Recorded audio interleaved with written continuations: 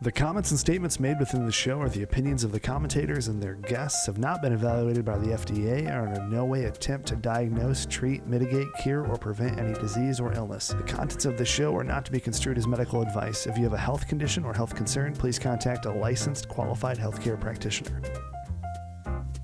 Hi everyone, I'm Nan. And I'm Tom, and this is a Supplement Super Sleuth. That'll be me, and the Herbal Storyteller. And that definitely would be me. And together, we're going to take a peek behind the curtain of the natural products industry. We'll be sharing naturals in the news, dispelling lots of myths, interviewing key players in the industry, and highlighting our favorite herbs and supplements. So with that, let's pull back that curtain and see what's there. Hey, Tom. Hey, good morning, Nan. Good morning. How are you? We have a really special guest coming on our show today.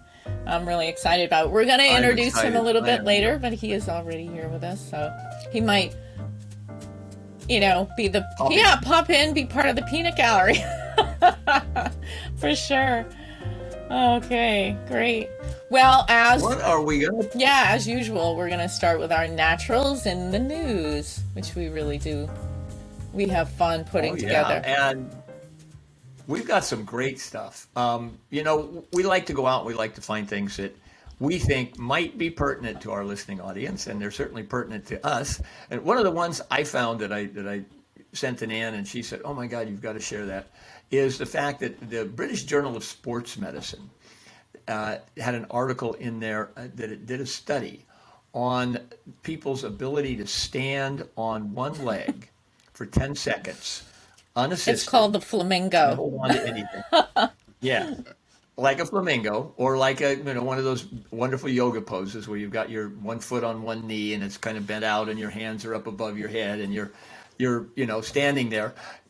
And what they found is that the inability to stand on one leg for 10 seconds in your mid to later life is now linked to a near doubling in the risk of death from any cause within the next 10 years. I hate to be the bearer of bad news, but it's a fascinating study because they found that when people reach the age of 70 to 75 was the upper end of their age group, they found that they were probably 25 to 30% more likely to be unable to do that than somebody who was only 20 years younger than them. That's amazing. And so it seems to address, and it's not just about muscular coordination. It's about coordination in the brain and the balance center in the brain. And so it's a fascinating. It's out in the British Journal of Sports Medicine, which can be accessed online, and you can look for the inability to stand on your leg. This is something I give to a lot of my clients, but also I share with my friends. It's a balance board that's a labyrinth, and this is a very cool thing. See, it's got a little knobble on the bottom, and you put one foot on one side and one on the other, and then you put the ball up here. It has a little... comes with little balls, and you put the ball in and you try and get the ball to move through the labyrinth, and it's incredible fun. So I sent it to one of my girlfriends for Christmas, and I get this video, best Christmas gift ever, of her on this thing moving the ball around through the labyrinth, just cracking up, saying this is a blast. And she said, I can't believe how challenging this is. She's in her 60s and she's very fit, very healthy. She used to be a dancer and she still dances, but she said, this is a great exercise, but you don't even know you're exercising. So lots of fun, great tool. And the name? Yeah, I know. Here I come. Oh, behind the So it's called Labyrinth Balance. Labyrinth balance boards. Nice. And they have beginner, advanced, expert, and multiplayer. So lots of fun. Competitive balancers out and there. And they show kids on it, but I know, but it's definitely a thing to do. It's definitely a great thing to do. I'm putting it on the floor. And Nan I'll be back. Disappears. She's about to stand on it and prove it out. I know. It's just, and it's fun. It really. A lot of PT offices now have these balance boards, but they actually make you want to swear when you're on them. But the labyrinth really kind of engages this other part of your brain, and all of a sudden you're really just playing and kind of moving that ball around, and it does not feel like an exercise. It just like feels like fun. So, and it's good, really good for you, and safe, really safe. And it keeps your brain young. Definitely. That's the amazing part, because you're having to use different parts of your brain in order to tell the muscles which muscle to do what. Exactly. And so it's really amazing. It's really fun. I saw that article, oh, go ahead. by the way, yeah. and you I did? was impressed by that as well. But I'm so Yeah. happy to see that board, because actually my brother used something like that as a child to help him with his development. And to see that as a tool, I think, is so cool. So thank you for sharing that. Oh, you're so welcome. My mother calls me the gadget girl. Yeah. If there's a gadget, Exactly. I gotta try it. So, next headline. Drinking coffee daily may lower risk of acute kidney injury. This is from Science News, June 6, 2020. Data from a new study involving more than 14,000 subjects have linked coffee consumption with a 15% reduced risk of acute kidney injury. An observation credited to caffeine's effect on kidney function. Well, okay, my little 2 cents is coffee isn't just caffeine. Coffee is an extract. It's a water extract of a plant. And it's a powerful plant. It has some alterative abilities. As an energetic, it's cold. It has bitter qualities to it. Bitter sometimes stimulates digestion. Some people do really well with a cup of coffee a day. Some people do not. It's not right for their constitutional type. It makes them colder, makes them more contracted. But some people, it's fantastic. So we don't have a beef about coffee. We like coffee, but Tom will tell you he loves it, but it doesn't love him. Yeah. It's not right for him. It's only a short-term relationship.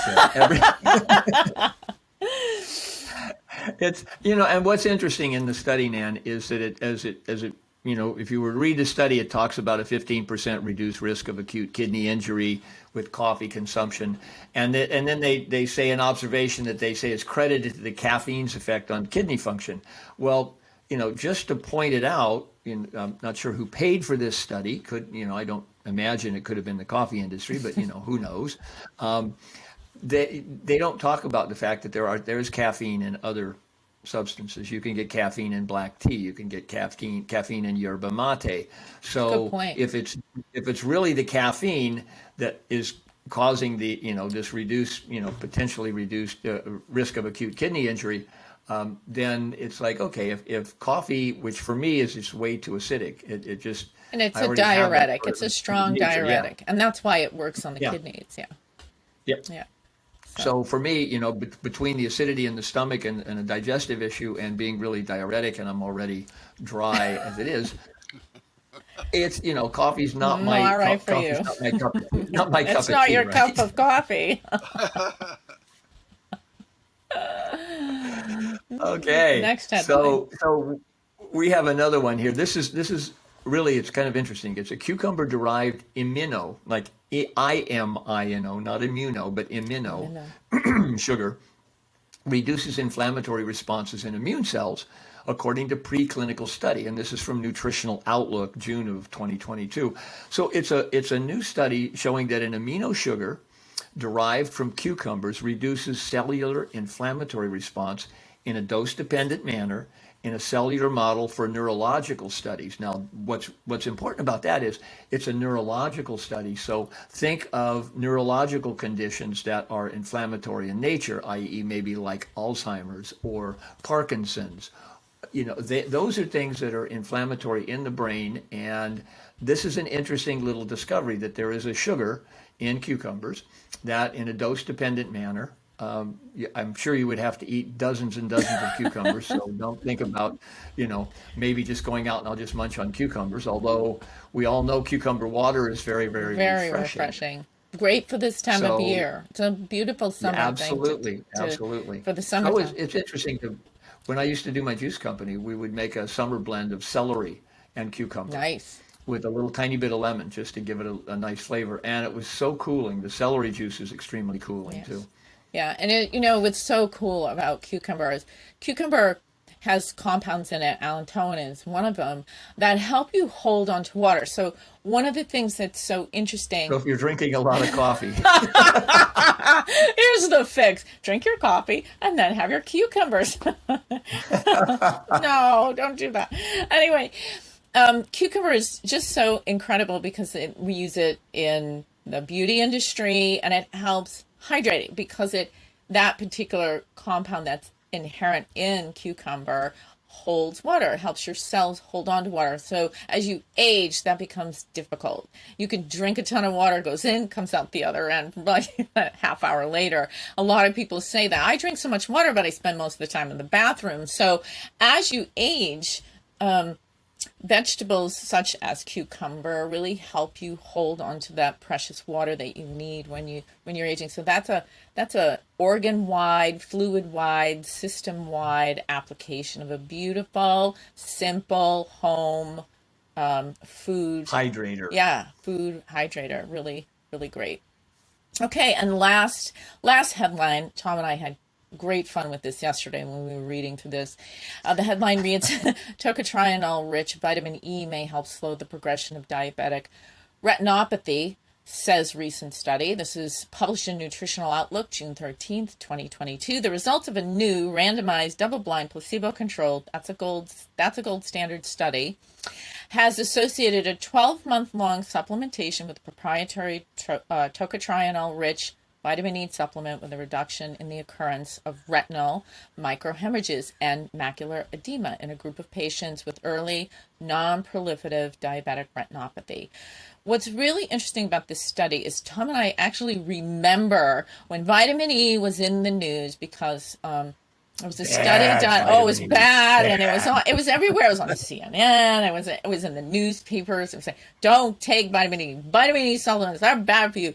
They actually increase your risk for cardiovascular disease." Like, see, we told you all along those vitamins are bad. But of course, they're using tocopherols, and they're using, when you read the fine print, which of course you must do, when you read the fine print, they're using tocopherols, and they're using tocopherol acetate, which is a synthetically derived one, which is used as a preservative in foods, in the food industry, but it's not really vitamin E. So Tom and I, of course, were going bananas yesterday, talking about how, 15 or 20 years ago, we had done a lecture on what's called ACED, ACED. We aced it. We aced the lecture. But basically about the difference between an isolate and taking just a part of a complex. These are complexes. So vitamin C is a complex, which means it's not one molecule.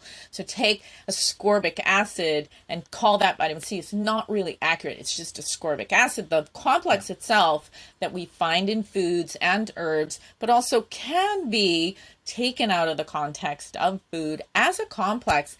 That's a very dynamic. It's a complex. That's why I call it a complex. So to say tocopherol is vitamin E, that's not quite it. And to look at the difference between tocopherols and tocotrienols that both are part of the vitamin E complex, that's much more interesting and has different outcomes. So this is a conversation we're going to continue in the future. Tom and I have this aha moment. We need to give this lecture again. We were prescient 20 years ago when we gave the lecture.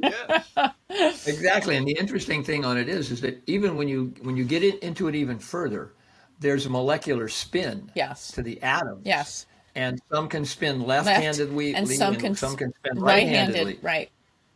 And if you get the wrong spin, which most of the commercial, like vitamin E, is a DL, and you're getting the wrong spin on the molecule. The way that the molecule turns. Work with your body. Right. Left turning or right turning. It's like putting the wrong key in the lock, and of course you're not going to get the lock to open because it's the wrong key. Exactly. So it's a great discussion. We've got a wonderful PowerPoint presentation that's connected with it. And we look at all of them. We look at vitamin D, we look at vitamin A, C, and C. Those are the majors. So we'll talk about those in the future. But today, so anyway, now we're our Naturals in the News is done for the day. So, we're pretty excited about our next special guest here. And we're have a dance off because we really want to introduce. Better you than me. There we are. Our Naturals of segments, Naturals in the Know. We have a super special guest here that we're so excited to have on our show, Stephen Lankford. Steve and his wife Debbie began a family nutrition center in 1976. I think I was 11. As a small independent health food store in Green Bay, Wisconsin. Go Green Bay! In July of 2021. I know, you guys are rabid football Well, and fiends it up was there. an absolutely inspired action, because back then there weren't that many health food stores. No. And back then, even if there were, they were mostly selling wheat germ and granola. There's nothing wrong with that. Speaking of vitamin E, Nope. Steve is currently the host of HealthQuestPodcast.com, which is the very first and the longest standing podcast in the natural products industry. He's amazing. He's been doing this since before I knew what a podcast was. Steve has been interviewing experts in nutrition for almost 30 years. HealthQuest Podcast has become one of the most recognizable podcasts in the natural products industry. There are over 400 episodes for listeners to explore, covering all kinds of topics, natural health, supplementation, herbs, etc. And Steve's passion is helping consumers understand how nutrition supports health and how to make wise choices in today's confusing marketplace. Steve's motto is, the more you know, the better choices you'll make. Better choices lead to better outcomes, which I couldn't agree more. Steve, thank you so much for being with us on our little old podcast. Well, thank you for having me. I really appreciate the kind words. I don't know if I deserve all of those accolades, but I'll take them, because I take my goodness where I can find it. So thanks for having me. I'm excited. You will find, you probably already know, I love to talk about these topics. Yes, I know you do. And one of the subjects that we because you sent us a list of things that you would love to talk about. We loved all of them. We resonated with every one of them. So, but on the top of that list, things that people don't understand. One of the largest write-in campaigns ever to occur in Congress, in the Senate, and in the House of Representatives was a write-in campaign to protect vitamin supplements from overregulation. Back, in 1996, 95, something like that. The bill passed and it was in called 94. the Dietary Health. 1994. 94. Yep. That's what I thought. Yeah. Yep. And it was the Dietary Health and Supplement Education Act, otherwise known as DSHEA. But what it would be really great and helpful for our listeners to know is, what is DSHEA and why is it important? I know if there's anybody who can speak on that, it's you, Steve. So. Absolutely. Well, I was involved in that. I was the Citizens for Health coordinator for the state of Wisconsin. And so Citizens for Health was one of those organizations, industry-wide collaboration to move the needle here, because the FDA at that time wanted to take all supplements off the market prior to pre-approval, that it had to pass the kinds of scrutiny that we required for prescription drugs. And that would essentially wipe out the supplement market, because there's not that kind of money and that kind of profits in supplements. They're not proprietary like drugs. So it was a real threat. And I was so proud to be a part of the industry that fought that back, because, Tom, as you mentioned, at the end of that, we passed DSHEA, the Dietary Supplement Health and Education Act, in 1994, with 100% of the vote in both houses of Congress, signed by President Clinton, and that's an astounding record. We got more votes on that subject than the Vietnam War, abortion, and taxes combined. That's how strong people felt about this infringement on their freedom. So it resulted in the bill that's now known as DSHEA. What I have learned now that we are, almost 28 years out from that, so many people have no idea. DSHEA, what is that? And yet every day we're benefiting from what DSHEA has done for us. And so Oh, God, yeah. it is the bill that allows the nutritional supplement industry to move forward over these nearly 30 years. The research has just exploded, and this has really given us the gift of understanding why these things that we have believed in and used and have been used for centuries and millennia, actually, for the healing of mankind, that why those things are beneficial. We have a better understanding of that science now. And so that's due to DSHEA. So people need to understand that, one, supplements are regulated. This is one of the big myths that people hear that have been propagated. And it's absolutely not true, because DSHEA does regulate and very effectively regulate supplements.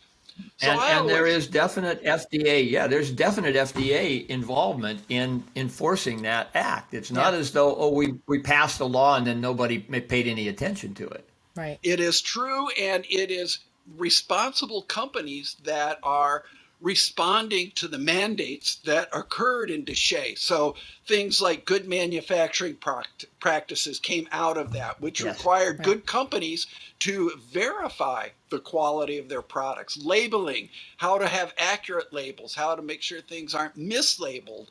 There were so many benefits that came out of that bill. Unfortunately, because of the poor regulation on the part of the FDA to oversee these regulations, so many companies jumped on the bandwagon without any concern about quality. They are there in the market for the profits and not necessarily for the benefit of their consumers or really the responsibility to produce quality and ethical products. And so it is very much a consumer beware marketplace, not because supplements are not regulated, but because I believe the FDA has just done a poor job enforcing these regulations. I think if they had done a better job of that, we would not have this kind of questioning as to whether supplements are good or bad or quality is issues. Those would have been resolved. And so good companies are really, I think, hurt by this because they have to compete in a marketplace that's not honest and fair. Even though they play honest and fair, it is a disadvantage to them. So I'm all about seeing DSHEA made more impactful. One of the things that really came out of that bill, which has really kind of confused so many people and manufacturers as well, is that it made a distinction between medical claims and what came to be known as structure function claims. The deal that we made with the FDA was that we're not interested in making medical claims. We are interested in helping people nourish their bodies. Yes. The hard thing is that the consumers haven't come to understand that as yet. So while a company can't say this treats your diabetes, the customer will go, what do you have that treats my diabetes? And so they think of it in those terms. They do think of it that way. They do, you're right. Yeah. But they don't. I spend a lot of time, almost every podcast, making the distinction between drugs and nutrients and why we need to think of them differently. And that drugs don't treat disease. I tell people all the time, they don't treat your disease with your nutrients. Let your doctor treat your disease with the drugs. The nutrients are there to nourish your body and provide essential compounds, and it's the body that does the magic. The work. Yep. And so how does that happen? That's what I try to explain on my podcast by interviewing these very bright people that I learn from every time I do one of these interviews. It's great, and you have a treasure trove of that, Steve. And I think for me, what I love about structure and function is that we don't go into that realm of a medical disease claim or anything. It's so much more forgiving, right? Because everybody's different, right? You have someone come in, and because I'm an herbalist and trained, I'm a registered herbalist, and I'm trained in understanding pattern recognition and constitutional type, and that's a whole nother world. And just like we said about coffee, right? I do great with coffee. You know, I have one cup of coffee, I'm fine. It helps. You know, I need to move the water out of my body. I have a tendency to hold on to water, and a little diuretic is great. And I drink a lot of water, etc. Tom, not so good. He's dry as a bone. So just something like coffee acts differently in each human being. So the structure function claim is so great because it's forgiving. We don't know who's going to walk in as a constitutional type, as a pattern of imbalance. We have no idea. So you can't just blanketly say, yeah, this formula is right for diabetes, because that's not the way we do things. We just want to support, and we trust the body's intelligence for homeostasis. That's what we believe in natural health and healing. We believe that this body has innate intelligence, and that it has this homeostatic mechanism. And if we give it a little support, more likely than not, it'll try and reach balance. And that's why I love structure function, because it lets us off the hook completely from disease, which I appreciate. Well, in my mind, it's actually how nutrients exert their effects. The Exactly. medical profession has done a profoundly good job at convincing people that drugs treat disease, drugs cure disease, drugs mitigate disease, and yet, in my opinion, the drugs don't cure disease. If the drugs help the body, it's still the body that's responding. The normal Exactly. human-made biochemistry and physiology, this is what gets us healthy. Maybe sometimes these drugs are helpful. I'm not somebody who wants to throw all drugs out or Right. all medical care out. Right. I'm more interested in the appropriate use of medications, Agreed. and then to recognize that it is the body that heals. And how does the body heal? It receives the nutrients that we consume, the supplements that we take. These are the building blocks of health and nutrition, along with our lifestyle choices. And if we don't convey this to consumers, I think they run the risk of being disappointed, because they're not necessarily making the best choices because they haven't reached that level of understanding. Now, this is why I lament the loss of some of the small independent health food stores, because those were the people who had a passion for education. Yes. Those are the people who Exactly. led the fight for DSHEA. It's why we're here today. And without those people, sometimes I wonder, where are people going to learn about these distinctions in the marketplace? The pharmacy, no. The internet, no. From the gas station, no. They're going to Gas learn it from station. people. Well, that's where people are Nope. buying their supplements. Unbelievable, sometimes. right? I know. So from practitioners Well, like you, and, you know- Dan, these are the things that we have to convey. It's one of my passions for education, is Me too. to try to convey to people subtleties that they can use to make better choices. What's the difference between the different types of vitamin E, and why should you know? When you don't make that explanation, and you just say, oh, the vitamin E's over there on the shelf under antioxidants, and you make no other distinction because you don't know anything more. I think it's a disservice to the public. So I think, what you've been doing on your podcasts, what Nan and I are trying to do, is to really bring that education back to the forefront of, it's your body. You're taking responsibility for it by what you're putting into it. Learn more about it. It's like you said, when you interview people, they make you smarter because you're just assimilating all this knowledge, and it gives you a better idea of how to use all of this wonderful things that we have in nature. Yeah. Well, it's my mission. And when I started in radio, my biggest frustration was if you weren't there at 8 o'clock on Sunday morning, you didn't hear it. And so actually, Right. it was a lot of work for people not to hear it. And so I actually started streaming on the internet for my radio show in 1999. Amazing.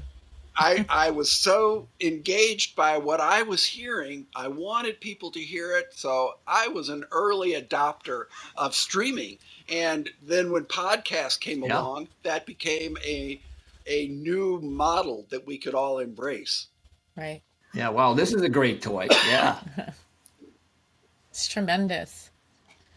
Yeah. Get a No, little dry when I start talking. you get Yeah. Need my coffee, so thank you for that. have some cucumber water. Yes. And it is important. It's really important that people understand that things like Deshay have protected our ability to learn about more how to take care of our body. And like you, I think it was a wonderful point. It gave the industry the chance to really dive into the research Yes. and develop what we have now, because all of those products didn't just get summarily pulled off the shelves by the FDA way back in 94. And so we've had since 1994 and when you look at the research and the way the industry's gone, there are a lot of self protections. I mean, again, there's that myth we're not regulated. Yeah, we're But the self-regulated. dietary supplement industry is very regulated. Very regulated. And we're self-regulated. And it's important because, like you pointed out, there are companies out there that will buy any herb that looks like or sounds like the right herb. They don't even bother to check it out. They'll make claims that, oh, we have doctors on staff, we have this, we have that are not true. So it is up to the consumer to be able to know how to educate themselves. And one of the ways to do that is by all of the structure function claims that we can put out and by podcasts. Yeah, podcasts. So, Stephen, I really want to ask this question because I'm very active, with supporting what we're doing in Washington with supplements and herbs, especially the ones of commerce. And I really would like our listeners and other people that become interested in the podcast to understand what to do, how to do it, why there's a threat, is there a threat to our current, supplements and herbs, and what people could do about it, how to do it, how to be proactive as easily as possible. And I think it's really important that we kind of raise the awareness around you have to speak up. You absolutely have to speak up or we're going to lose this. I think, but I could be wrong. So I really want to hear. You could be right too. But there are definite Yes, threats. exactly. And these threats occur every once in a while when somebody sort of gets this idea that supplements are not regulated and they're dangerous. And so they go after them. And I'm not sure if that's based on, encouragement from the pharma industry or not, but whatever. And currently, this is so interesting because right now, there actually is a threat that people need to be aware of. So often people assume that for the last 28 years, it's just been settled and everything's good and we enjoy these freedoms and we enjoy them because of Deshay, but Deshay is under attack periodically, and right now they're under an attack that would require all supplements to be pre-market approved, meaning we would have to let the FDA decide whether something should be on the market or not without any evidence that there's any harm or any problems. They just want the control, which is certainly going to disrupt the availability of current products, and it's certainly going to put a chill on the research that goes forward also. So I know that you did an interesting interview with Dr. Daniel Fabricant from the Natural Products Association on whether supplements are regulated. And that certainly is an important interview. People should go back and listen to that on your site because he explains what the issue is. Well, I just did an interview with Dr. Fabricant a couple weeks ago on what is considered a current threat, where Senator Durbin, who was our archenemy, one of them back during Deshay, now is bringing up new legislation that he wants to tag on that's going to inhibit access to products. And so the National Products Association is one of those trade associations that lobbies in Washington and pays attention to these things.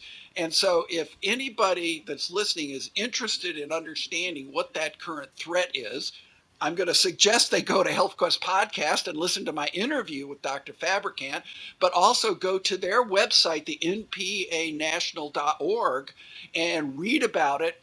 And they also have links there where you can let your representatives know that you don't want these rights infringed upon.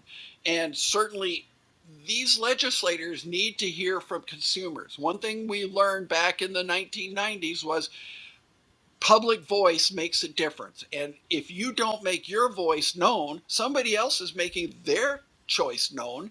And so to be of influence, we need to let our legislators know when there's something that we care about. And so the npanational.org has made that easy for people both to understand the issue and to take action, because these rights can be changed and abridged. And we see these threats going on to what we had considered unshakable standards in law that now are being changed and argued. And so we cannot assume that these freedoms that we have enjoyed will continue to exist if we don't make sure that we have a voice. And so I encourage them to listen to your interview and then to listen to mine. They'll have a better understanding, and they have a tool to go forward and take action. That's really Yeah, and like the famous quote, the price of freedom is eternal vigilance. Eternal vigilance. If we don't pay attention, if we just, when I was learning to fly a plane, one of my instructors said, you just can't fly along in a plane fat, dumb, and happy. You just have to realize that you need to be watching the instruments. You need to know which way the wind is blowing. So in case you have to do an emergency landing, you're landing in the right direction and all of that. We all need to pay attention to the freedoms that we have so that we don't lose them. Yeah, and this is an amazing freedom to be able to have access to things that can profoundly enhance our health and our longevity. Absolutely. It's a golden age. The golden age. For science. Yeah. Yes. Let's not lose this. Let's not. It's important. I did reach out to I live in Massachusetts, and I reached out to my representative here. There's a link that the NPA makes available, and it makes it really easy. You click on the link, you say what state you're in, and then you can send an email into your representative. Well, I got a form letter back saying, basically, you don't know what you're talking about, in a sense. These things are unregulated, and we're trying to protect you. And of course, you can only imagine, I got madder than a hornet. I literally nearly lost my mind. I had to walk away from the computer and then I said to myself, well, now what do I do? How do I go to the next, I'm just going to keep pushing like a little tourist that I am. I'm just going to keep pushing because that's not okay. First of all, someone in his office didn't check to see that, I have a license in this state, and, I'm a registered herbalist. They do know what's going on. And in addition to that, that's not true. It's not true that supplements and herbs are unregulated. There is regulation. It's called DSHEA. So I don't know if you know, what do we do after that? If we hit a wall there, where do we go next? How do we get really involved in making sure that our rights and our freedoms to care for our own bodies in the way that we see fit is still protected and upheld? Well, we may need to have a grassroots resurgence depending on how things go forward. Dr. Fabricant said there's several stages along the way where this could get interrupted, and so it's not a done deal yet. But if we don't make our voices known, how are our legislators going to know? And what you just said, the response that you got, of course, is the one that has driven us all nuts for the last crazy. 25 years, this myth that supplements are not regulated. Yeah. And when I hear that, I think one of two things. Either this person is ill-informed, deliberately or not, and they just don't know, or if they do know, then they're being very disingenuous by saying there's no good research and they're not regulated. So when I hear those things, I know that person doesn't understand or doesn't want to understand or has an agenda to move the discussion in that direction. And what can you do? Well, you can dance around the room and be frustrated like you did, man. I did. But then what we do is we continue to spread the message, and eventually, a couple of things can happen. It can continue to move forward and become more and more dangerous, in which case more and more people will get on this message, and hopefully we will be successful as we have been in the past. The problem is complacency, and people Yes. have so many things on their minds. Yeah. But still, if this is important, it doesn't take much time for you to do that and to tell your friends and support those stores that are part of this movement and have been. So it starts with interested people spreading the message. And so that's what I do. That's what you do. And hopefully it gets curtailed somewhere. This recommendation just gets tabled and goes away till the next time. But boy, if it moves forward and gets injected into another bill that's likely to pass, then sometimes these things sneak in just because they've been And on added riders, on to yeah. something. Yeah. And Right. that's certainly is a danger. And so everybody just keep in touch with the NPA, get on their mailing list, and you will hear these things. There are other organizations that are promoting this message out as well. And I think it's just a matter of we need to pay attention and we need to take action. How much of that's going to be necessary? That's what time is going to tell us. That's so helpful. Well, and it's interesting because it's a midterm election year, and sometimes it's not so much that I just always vote party line. Yeah. You can talk to your legislatures, you can talk to the people who are running against your legislators, and you can say, okay, what's your stand on the vitamin industry and vitamin supplementation? Because why, if it's important to you to have access to supplements, why would you automatically vote for a man who says, or a woman who says, these things are dangerous, we need to regulate them, we need to take them off the market, we should just rely only on doctors and pharmaceuticals? Why vote for somebody that you know is going to go exactly against what you find is important? And I kind of, I remember Howard Stern, who gave us the shock jock category. I mean, literally, he was like the massive shock jock, but he got some points across. And one of the things he said, I think, that I remember most was, look, if you don't like these guys, vote them out. And if you don't like the next guy that comes in, vote him out. And eventually all of them are going to get they're going to have that come to Jesus moment, that aha moment where, oh my God, I am representing the people. I'm representing the people. I'm not representing the companies that are making massive contributions to my campaign. I'm representing the people. And if they don't like what I'm doing, they're going to vote me out. Remember when DSHEA was first passed, what was the thing that got everybody's attention? It was putting a black sheet over the supplements in the stores. Because I can remember everybody going out and talking to their retailers. Put the sheet over. It was like called Black Tuesday or Black Monday or something like that. Yeah, it was the National Blackout Day. Right. And you know, we did that in my store. We used black crepe paper and put big X's over all the supplement sections and let people know that this was a very real risk. And it was meaningful to the consumers to the point that we had that impact. And so people can still have that impact. We need one of those. those. Know the risk is real. We need another one. Yeah. We need another national blackout. Because that was, people were being told, I'm sorry, you can't buy supplements today because the government and the FDA has taken that access away from you. And that, what are you talking about? What do you mean? And it's like, well, that's what's going to happen in Congress if we don't write to Congress and tell them, hey, we don't want this.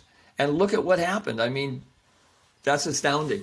Well, it shows the power of people when they act.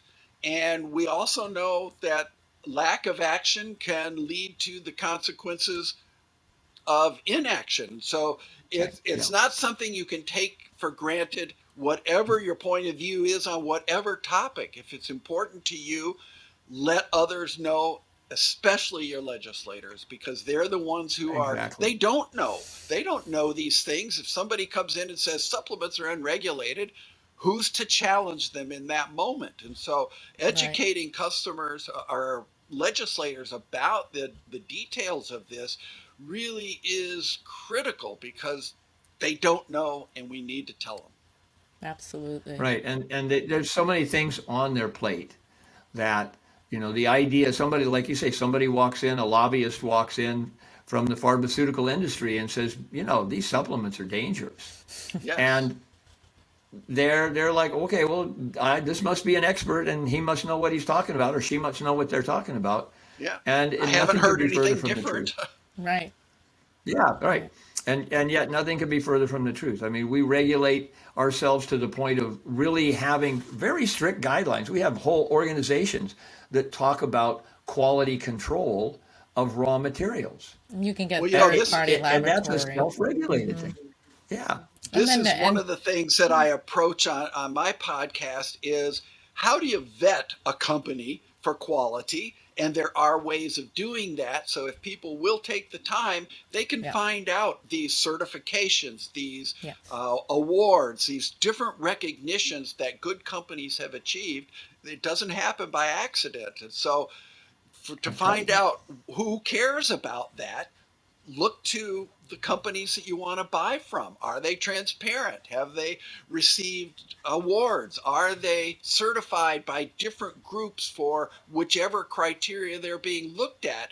Because good companies invest in the quality of their production, their raw materials, and they want their consumers to know these things because that's some of the distinctions. So if you find companies that they don't have a physical address, they don't have a phone number you can call, they don't have any awards or recognitions or certifications that you can understand, maybe you want to give a second thought to that company, and maybe you Yeah. want to seek out companies that do certify those things, because I believe if you find a company that cares and does the right thing, then you can experiment within their brand of products till you find what you like and what works for you.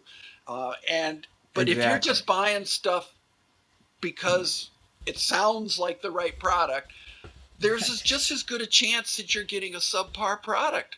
There was a Yeah. recently a Yep. study done by one of the vendors in our industry that picked products off of Amazon and tested them and found out that many of them are deficient in potency, in ingredients. And so these things exist in the marketplace. That's not that good companies make it up to try to make themselves look better. It's true that so many products are adulterated, that are mislabeled, There are. that Right. are not there for the good of their And that's consumers. not from lack of regulation. And Yeah. it's not for lack That's of not from regulation. lack of regulation. Absolutely not. Right. The regulations are there that should rein in any of these companies that are engaging in whatever aspect of fraud or low quality or mislabeling.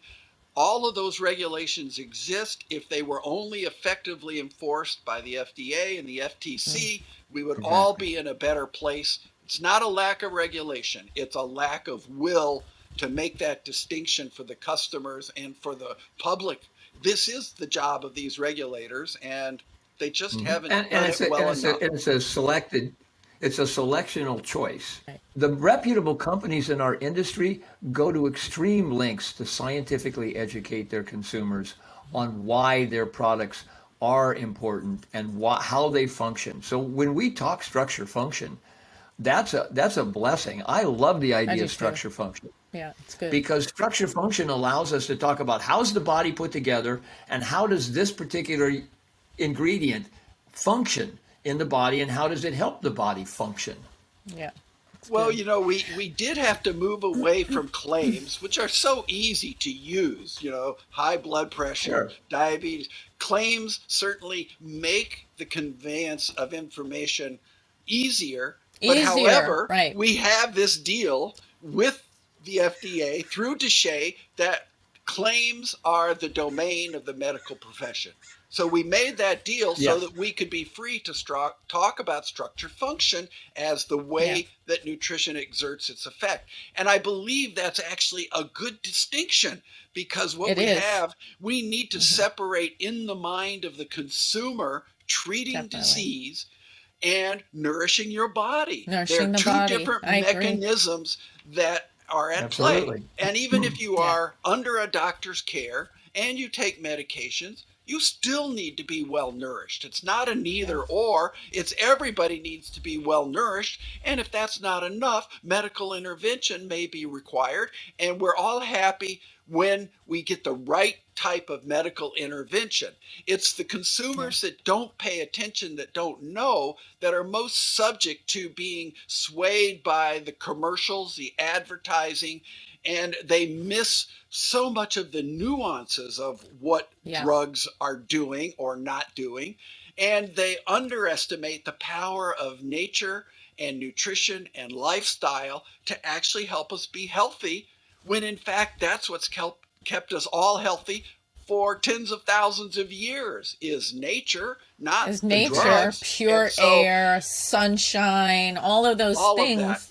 Yeah, getting out into nature, having periods during the day where you're quiet and just, resting and not doing, thinking. Just empty your mind and breathe and go outside and, have a little bit of sunlight. So underestimated. It's so underestimated. Good when food. I started this, when I studied natural healing back in the early 70s, one of the books that we were given was called Nature's Seven Doctors. Yes, and it was a book that talked about, the importance of sunshine, air, pure water, pure diet, exercise, all of exercise, those things. good sleep, If we rest, just embrace them, yes, we will do better. No. Yes, I totally agree with you. Well, Steve, we are coming to the end of our hour, so we're already. We're really close. I know, fast, huh? I know. Oh, gosh, so much fun. It goes by so fast. Such a thrill having you. And we definitely want to have you back, Steve, because there's Anytime. so much more we can talk about. Great, and we'll definitely have our listeners. I love to talk about it. Oh God, yeah, so do we. Anytime, we share that. Please. And give our listeners your podcast. And we'll make sure the link is on our podcast so that they can click on it and go to your podcast too, because we really want to make sure that they are getting your amount of the amount of wealth of knowledge that's on your recordings. It's crazy. Well, vein of gold. I have found my voice, and it comes through on the podcast. So it's healthquestpodcast.com. And let me just mention that we have some really good search tools. You can search just by the order of the podcast from most recent on back. You can also search by keywords, like an index in a book. So if you go select omega-3, for example, you'll find over 40 interviews where we reference omega-3s. And so any topic, any guest, any company, any raw material, you will find in that index, and you can find all the interviews that pertain to that particular keyword. So if you like a certain guest, you want to know what they did, they'll all be listed there through that index. And then the last one we have is our topic search, which I think we have about 30 topics that people can, just by the topics, the most popular topics, get a link to all of the interviews that we have. So I think that's one of the keys to helping people find those diamonds that exist from 1 and 2 and 3 all the way back to 10 years, which people are able to find and listen to. And because it's a podcast, you can listen in the car, on your jog, anywhere you want to listen to. You want. It's easy to access. So thank you for the opportunity to share that with your viewers. It is our honor and pleasure. Absolutely. Sharing knowledge. Thank you so much. What it's all about. Pat myself on the back, I guess. You should.